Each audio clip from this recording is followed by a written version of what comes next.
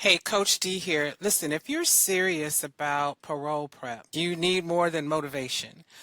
You need strategy. I was just on a call just a few moments ago with someone who's been in prison for a long time, over 30 years, and he's so nervous about his parole hearing, which is coming up in a few weeks, because his preparation strategy was not as serious as it needed to be, and now he recognizes that.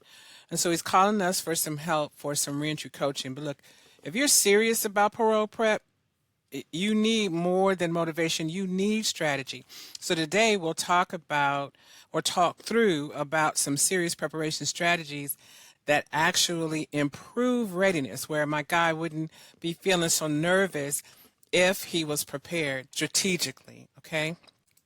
So I'm not doing a whole lot of pictures in this video, but I just really want to have a conversation, and I might do some writing or some typing.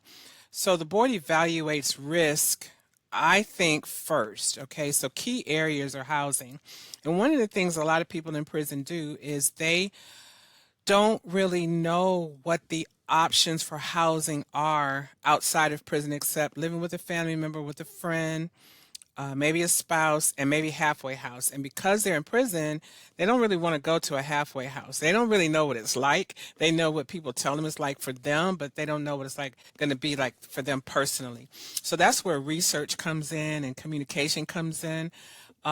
But housing stability is important. And I have a guy who came home, let me see, Johnson. He did 37 years in prison, and we helped him with the parole plan. It took probably about 9 to 11 months to help him with his plan. But his plan was found to be credible, and he was released into our reentry coaching model. With that plan, he's been consistent ever since. He came home January of last year. And so our goal is to help people find their balance and in community and not go back to prison, right? So he hasn't gone back to prison, and I don't believe he will. But he's very coachable, very consistent. But his housing was not stable, and we introduced housing opportunities for him, but he didn't want to go to halfway house. He didn't want to do any of that. He wanted to go live with his sister. Well, he did that, but within 45 days of him being home from prison after 37 years, his housing was no longer stable. He didn't want to stay there anymore. He felt like he had to because of his parole conditions, but she didn't want him there anymore. And so he didn't have anywhere to go. So he had to pivot and then find someone that would take him in that met the criteria of the parole board. That's a lot of pressure. And at the same time, he's looking for a job. It's like a lot of pressure within the first 45 days after being home. So your housing plan has to be stable before you leave prison, right? And fortunately, he did find a job. He's working and was able to find a place where he can live with a friend of his, and they coexist together.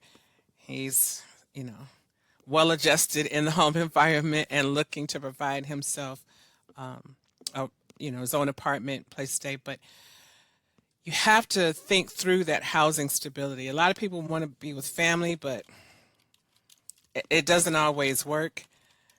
Transitional housing should always be an option on your plan, okay?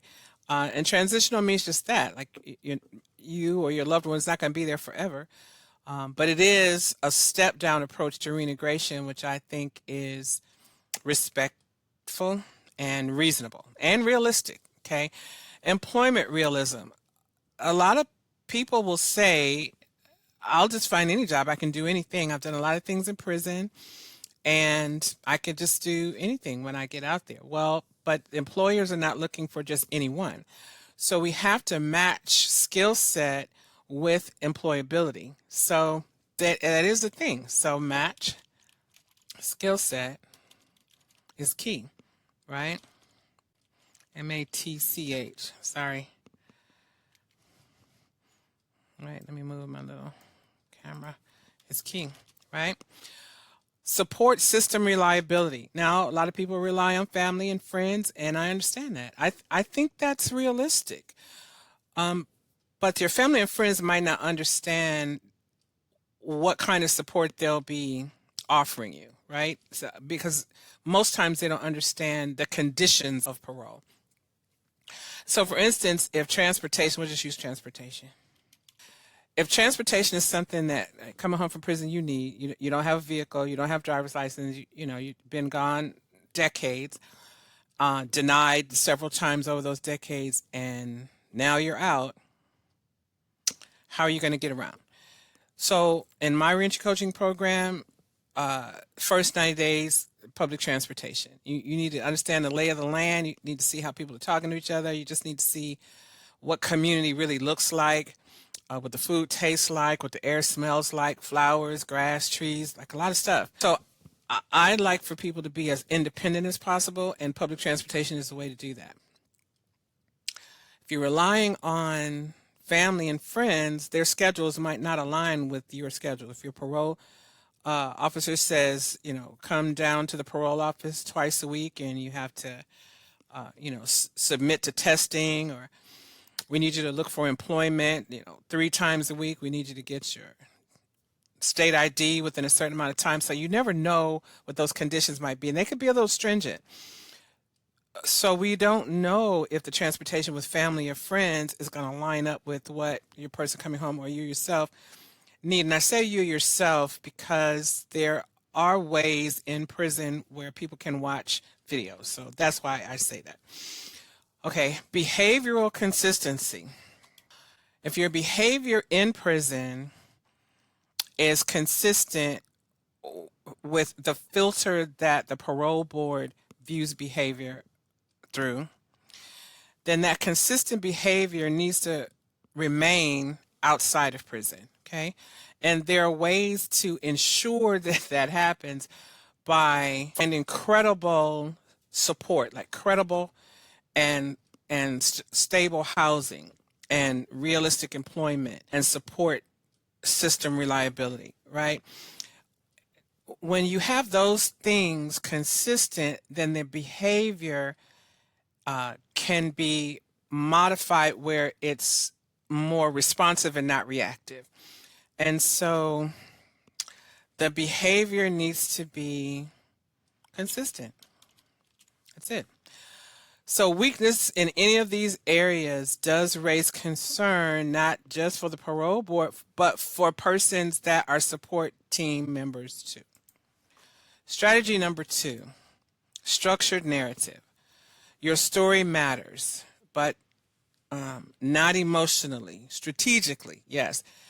That includes accountability, growth evidence, realistic future planning. Avoid vague transformation language. Like, I was this way 30 years ago and now I'm better. You have to be more descriptive. And so when creating that narrative, there's a strategy to be able to do that. And you have to be able to talk about who you are as a person today versus who you were as a person then. But it lends itself more to decision making and insight into that decision making, insight into criminogenic behavior, right? So all of these insights you probably have, but we need to be able to communicate them effectively in a structured narrative. Number 3, family alignment. You need to understand expectations. You need to understand that before you leave prison, and your family and support team need to understand what those expectations could be too. We provide all of that in our training, and I'm not, telling you have to go to our online education school for training. You should, because I think it's going to be helpful, but understanding those expectations is key. You want to provide consistent messaging, demonstrate realistic involvement. Any misalignment of that can create doubt to the board, not only to the board, but to your support system too. And the 4th strategy would be preparation practice. You have to practice your preparation. I have a gentleman that's getting ready to call shortly so we can go over some of the questions that he's probably gonna have at the parole hearing. They're gonna ask him things like, here's one, like, so, Mr. Smith, I'll call him Mr. Smith. Tell us what happened. Tell us about the crime. Tell us about what happened. Well, a lot of times people have been thinking about that very day, that very time, that very moment, that very instant when that crime happened for as long as they've been in prison. To be able to communicate that effectively without high emotion is not easy, but practicing that can help reduce anxiety. Okay. Other questions. There's another question. See, what will you do upon release? Now, you've had all of these ideas about what you're going to do when you go home, but now that the parole board is asking you that, you might get stuck because you're feeling if I don't answer it right, they're not going to let me out. You know, it's you have to be strategic and you have to be less emotional. You have to compose yourself. So emotional composure is not easy when you are sitting before a panel of individuals whose decision is based on your credibility. It's tough, but it's doable. So your confidence grows with preparation. Okay, so we got to give the board what they want. The board wants and needs credibility. Serious preparation is structured, it's intentional, it's consistent, and that's what the board respects. So over the last 10 years, we've been able to help quite a few people increase their odds of release. A lot of people have been released to our reentry coaching platform that's proven and effective. So if you want to learn more about how to strengthen and increase your odds or your loved one's odds of release, I invite you to join our community. All right. And so the link is below. And I hope to see you in the community. Take care.